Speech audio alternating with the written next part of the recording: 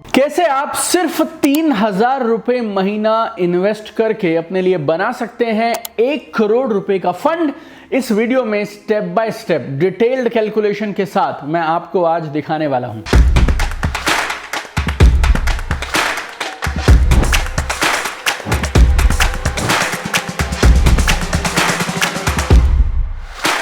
हमारे YouTube channel पर 950 से ज़्यादा वीडियोस हैं, लेकिन इस तरह का वीडियो मैंने आज तक कभी नहीं बनाया। मैं आज आपको इस वीडियो में सिर्फ थ्योरेटिकल कॉन्सेप्ट्स नहीं देने वाला हूं, सिर्फ जानकारी नहीं दूंगा। आज के इस वीडियो में हम नंबर्स की बात करेंगे, कैलकुलेशंस करेंगे और स्क्रीन पर A to Z डिटेल्ड बारीकी से आपको बताऊंगा सिर्फ 3,000 रुपया महीना अगर इन्वेस्ट किया जाए तो कैसे 1 करोड़ रुपए या फिर उससे ज़्यादा का फंड बनाया जा सकता है। किस किस चीज़ का ध्यान रखना है, कौन कौन सी चीज़ को संभालना है, किसको बढ़ाएंगे तो क्या होगा, किसको कम करेंगे तो क्या होगा। यह वीडियो आपके लिए अगले 10 मिनट में कमाल की फाइनेंशियल एजुकेशन हो सकता है, जो आपकी आने वाली इन्वेस्टमेंट्स को इवैल्यूएट करने के लिए आपको एक कमाल का मॉडल, एक कमाल का सिस्टम दे देगा। और इस वीडियो में मैं जो भी वेबसाइट्स और प्लेटफॉर्म यूज कर रहा हूं, यह वीडियो उनकी तरफ से स्पॉन्सर्ड नहीं है। आप जिस भी वेबसाइट या प्लेटफॉर्म को चाहें उसको यूज कर सकते हैं। तो आइए बिना देरी किए सीधा मैं आपके साथ शेयर करता हूं हमारी लैपटॉप स्क्रीन,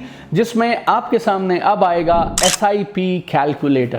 राइट, तो शुरुआत करते हैं हम मिनिमम सैलरी से। मान लेते हैं आपकी सैलरी है 10,000 रुपए महीना, और एक्सपर्ट्स ऐसा बोलते हैं कि आपको अपनी सैलरी का 20% जरूर इन्वेस्ट करना चाहिए। तो 10,000 की सैलरी 20%, तो आपको इन्वेस्ट करना चाहिए कम से कम 2,000 रुपए। अभी की कैलकुलेशन के लिए शुरुआत करते हैं 1,000 रुपए से।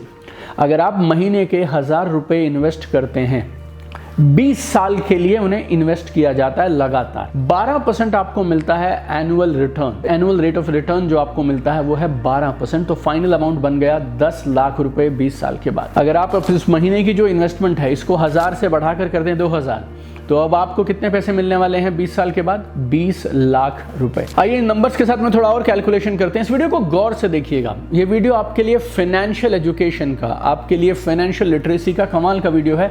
तो गौर से इस वीडियो को समझिएगा, लास्ट तक पूरी कैलकुलेशन को देखिएगा। ना सिर्फ इस वीडियो में बल्कि आपको पूरी जिंदगी ये कैलकुलेशन काम आने वाली है। और टेंशन मत लीजिएगा, आपका 1 करोड़ रुपया मैं आज बनवा कर भेजूंगा, वो भी 3,000 रुपए के साथ, और मैं प्रूव करूंगा कैसे ये किया जा सकता है। देखिए, 3 चीजें होती हैं जब आप कभी भी इन्वेस्टमेंट करते हैं। तो हर महीना कितना इन्वेस्टमेंट करना है, तो मंथली इन्वेस्टमेंट अमाउंट, ये पहली होती है।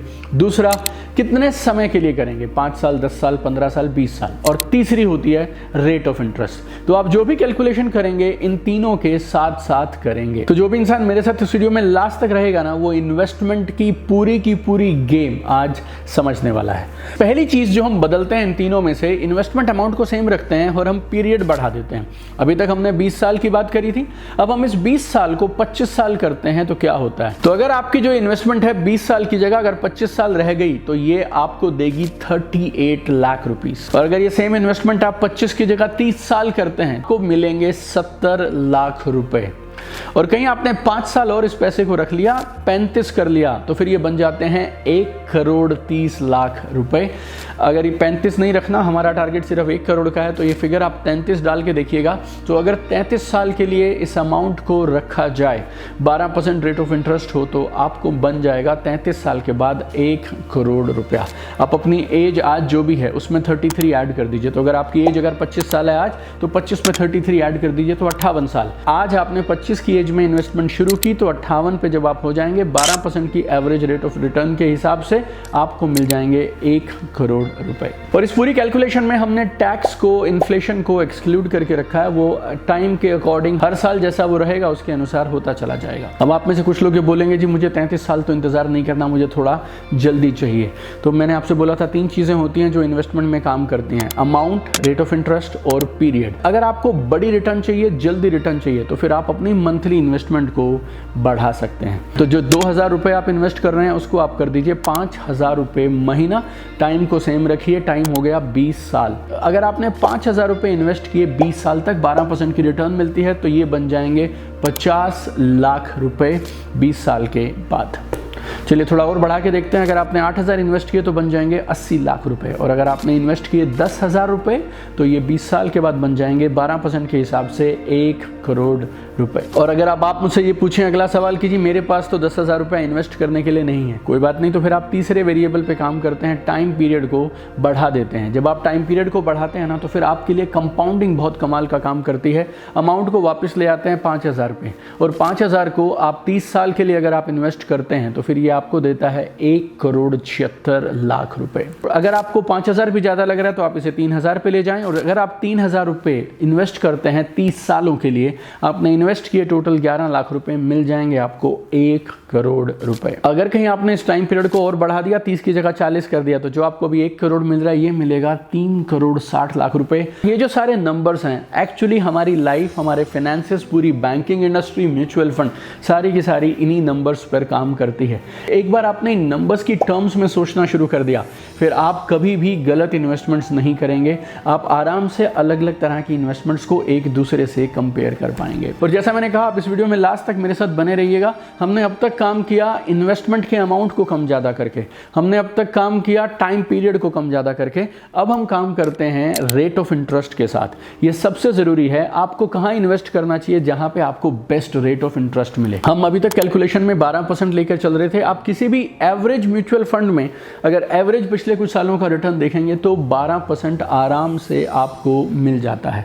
अलग अलग तरह की इन्वेस्टमेंट होती है। सेविंग बैंक में अगर आपने पैसे छोड़ दिए तो 3 से 4% एनुअल मिलेगा। एफडी में रख दिया आपने 6 से 8% मिलेगा। म्यूचुअल फंड में रख दिया आपने तो आप मानिए 10-12%, कभी कभी 15% तक भी मिल सकता है, डिपेंड करता है म्यूचुअल फंड के साथ। आप चाहें तो इक्विटी में इन्वेस्ट कर सकते हैं, स्टॉक मार्केट में पैसे डाल सकते हैं, लेकिन उसमें फिर मिनिमम और मैक्सिमम और एवरेज कुछ नहीं होता है। ये सिर्फ आपके स्टॉक पे डिपेंड करता है वो स्टॉक कहाँ तक जाएगा। तो आपको इन्वेस्ट वहाँ करना चाहिए जहाँ आपको एक स्टेबल, सिक्योर सा एवरेज रेट ऑफ रिटर्न जरूर मिल जाए। एफडी इज गुड, लेकिन 6 से 8% का रिटर्न है, इतने में आपका इन्फ्लेशन भी मैच नहीं होगा। अगर आप इसी सेम कैलकुलेशन में जो अब तक हम कर रहे थे उसको 12 की जगह अगर 7 कर देंगे, 3,000 रुपये महीना 30 साल के लिए लगाया आपने, आपको रेट ऑफ इंटरेस्ट अगर 7% मिली तो आपके पैसे बन के हो जाएंगे 37 लाख रुपीज ओनली। तो बेस्ट ऑप्शन बनती है म्यूचुअल फंड। 12 से 15% का रिटर्न मिल जाता है। लेकिन म्यूचुअल फंड में आपको सिर्फ एक और चीज़ समझनी होती है कि आप किस तरह के म्यूचुअल फंड्स में पैसे को इन्वेस्ट करेंगे। हम आपको इस वीडियो में तो नहीं, एक अलग वीडियो बनाने वाले हैं जिसमें डिटेल में हम आपको बताएंगे कौन से म्यूचुअल फंड्स में आपको इन्वेस्ट करना चाहिए, किस किस बात का आपको ध्यान रखना चाहिए। म्यूचुअल फंड्स में भी अगर आप चाहें तो अभी आपको एक छोटा सा टिप दे सकता हूं। इंडेक्स फंड में निफ्टी 50 में अगर आप पैसा लगाते हैं तो वो पैसा आपका बढ़िया तरीके से ग्रो कर सकता है। निफ्टी 50 का मतलब है देश की 50 सबसे बढ़िया कंपनीज हैं, उनमें आपका पैसा इन्वेस्ट किया जाता है। देश की इकोनॉमी ग्रो कर रही है, ये 50 कंपनी भी ग्रो करती रहेंगी, आपका पैसा भी लगातार ग्रो करता रहेगा। अगर आप पिछले 5-6 सालों की रिटर्न देखते हैं तो निफ्टी 50 ने करीब 13% के आसपास का रिटर्न ऑलरेडी दिया है। इस वीडियो को रैप अप करते हैं। 3,000 रुपये महीना अगर इन्वेस्ट किया जाए म्यूचुअल फंड्स में, अगर आप इन्वेस्ट करें और 12% की आपको एवरेज रिटर्न मिल जाए तो 30 साल में आपके 3-3 हज़ार रुपये जुड़कर हो जाएंगे 1 करोड़ रुपए।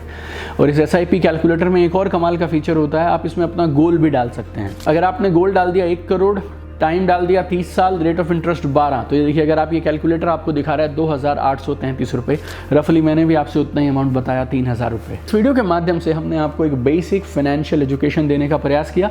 मुझे कमेंट में ज़रूर बताइएगा आपको इस वीडियो में सबसे अच्छी कौन सी चीज़ लगी, और मुझे कमेंट करके ये भी और बताइएगा कि इन्वेस्टमेंट से रिलेटेड, मनी, फाइनेंस, करियर से रिलेटेड कौन सा और वीडियो है जो आप देखना चाहते हैं। I have one dream my friend, I want to see you at the top.